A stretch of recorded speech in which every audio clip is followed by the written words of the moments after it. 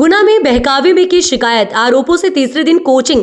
देश की भावी पीढ़ी को शिक्षा देने वाली कोचिंग शिक्षक भी देश के बहकावे में आ सकते हैं। उक्त आशय का खुलासा भी हाल ही में शहर में सामने आए एक कोचिंग सेंटर के शिक्षकों व छात्र छात्राओं द्वारा अखिल भारतीय विद्यार्थी परिषद के कार्यकर्ताओं पर लगाए गए अवैध वसूली के आरोपों को खुद शिक्षकों की ओर से बहकावे में आकर लगाए जाने जैसे बयानों से होता दिख रहा है।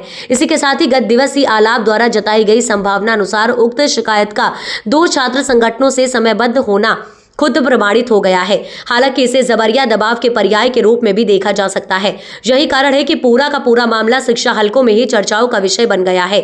उल्लेखनीय है कि शहर की राधा कॉलोनी में संचालित कृष्णा एंड प्रिज्म कोचिंग के शिक्षकों ने सैकड़ों बच्चों को साथ में लेकर पहले दिन शाम में समय शहर कोतवाली पहुंचकर अखिल भारतीय विद्यार्थी परिषद के कार्यकर्ताओं पर जबरिया वसूली व इसकी पूर्ति न करने पर कोचिंग सेंटर पर जबरन ताला डाल देने का आरोप लगाते हुए शिकायत की थी। लेकिन हैरत की बात तो यह है कि अपने इन शिक्षक पलटते नजर आए, जिन्होंने वीडियो व लेखी बयान जारी कर अपने द्वारा लगाए गए आरोपों से ये कहते हुए पलटी मार ली कि वे डीएसओ के कुछ कार्यकर्ताओं के बहकावे में आ गए थे। मेरा नाम कुलदीप दीक्षित है सर। मैं कृष्णा एंड प्रिज्म कोचिंग पर फिजिक्स पढ़ाता हूँ। कुछ दिनों पहले हम लोगों ने एबीवीपी के खिलाफ कुछ आवेदन दिए थे। एसपी ऑफिस में दिया था, कलेक्ट्रेट ऑफिस में दिया था और थाने में भी दिया था।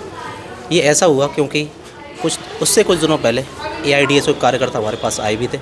उन्होंने बोला कि आप ऐसा ऐसा कीजिए तो हम आपको संरक्षण देंगे, हम आपके बच्चे और भी बढ़ाएंगे कोचिंग में। बाद में हम लोगों ने ऐसा किया भी, उनकी बातों में आ भी गए। लेकिन बाद में ऐसा हमें पता चला कि ऐसा कुछ करना नहीं था। ये हमसे बहुत बड़ी गलती हुई। हम एबीवीपी के खिलाफ नहीं जाना चाह रहे थे, बट हमें ले जाया गया। ऐसा अब हम पता चला कि ऐसा नहीं होना चाहिए थी। कुछ हमसे पैसे में से की मांग बोला गया था कि आपको मिलेंगे, लेकिन हमको ऐसा पैसा में से कोई प्रॉब्लम भी नहीं थी।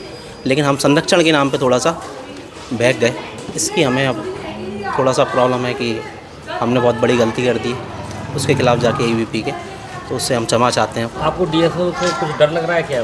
नहीं, डीएसओ से कोई डर नहीं है सर। हम एक टीचर हैं, हमें किसी से कोई डर नहीं होता नहीं है। हम सिर्फ पढ़ाना चाहते हैं और बच्चों को शिक्षा देना चाहते हैं। बहुत सही जी नमस्ते, मेरा नाम प्रमोद तिवारी है और मैं कृष्णा एंड प्रिज्म क्लासेस पे इंग्लिश का टीचर हूँ। विगत दिनों हम अपने कुछ छात्रों को लेकर थाने गए थे और अगले दिन हम एसपी कार्यालय और कलेक्टर कार्यालय गए। हमारे पास डीएसओ के कुछ कार्यकर्ता आए थे। उन्होंने हमें ये समझाया कि आप यहाँ पे जाइए, और हमने जाकर उनके बहकावे में आकर हम उनकी मंशा नहीं समझ पाए और हम इसलिए वहाँ पे चले गए। हमारा किसी से कोई विवाद नहीं है। वहाँ पे से क्या संबोधित करना चाह रहे हैं आप? वहाँ से मतलब है एसपी कार्यालय, कोतवाली और कलेक्टर कार्यालय। डीएसपी के कौन कौन कार्यकर्ता आए थे डीएसओ के? मैं उनको नाम से नहीं जानता हूँ, लेकिन अगर सामने वो आए तो शायद उन्हें पहचान लें। अब आप क्या चाहते हैं? हम ये चाहते हैं कि हमें सुरक्षा दी जाए, हमें ऐसे असामाजिक तत्वों से बचाया जाए। कौन सा असामाजिक तत्व है? डीएसओ। क्या परेशान कर रहे हैं वो आपको? हमसे कभी कभी पैसों की मांग होती है, हमसे हर तरह की अनुचित मांगें होती हैं। हमारा किसी भी संगठन से कोई वैसा मतलब नहीं है। हम तो बस साफ़ सुथरी के लोग हैं जो जिनका काम सिर्फ शिक्षा देना है। हमें इससे कोई मतलब नहीं है कि कौन क्या है। हम तो सिर्फ अपना काम करना चाहते हैं। आपको किए हुए पछतावा हो रहा है? जी बिल्कुल। नमस्कार, मैं Ravindra Jag Krishna and Prism coaching classes का बायोलॉजी टीचर हूँ। पिछले कुछ दिनों पूर्व हमारे संस्थान की ओर से एबीवीपी के खिलाफ छात्रों को लेकर के कलेक्टर कार्यालय, एसपी कार्यालय और कोतवाली में शिकायती आवेदन पत्र दिया गया है, जिसमें हमें कुछ एआईडीएसओ कार्यकर्ता के द्वारा ये बताया गया कि आप ऐसा ऐसा करें। तो हम उनकी बातों में आ गए, जिसके कारण हमने शिकायत करी। कौन कौन कार्यकर्ता थे?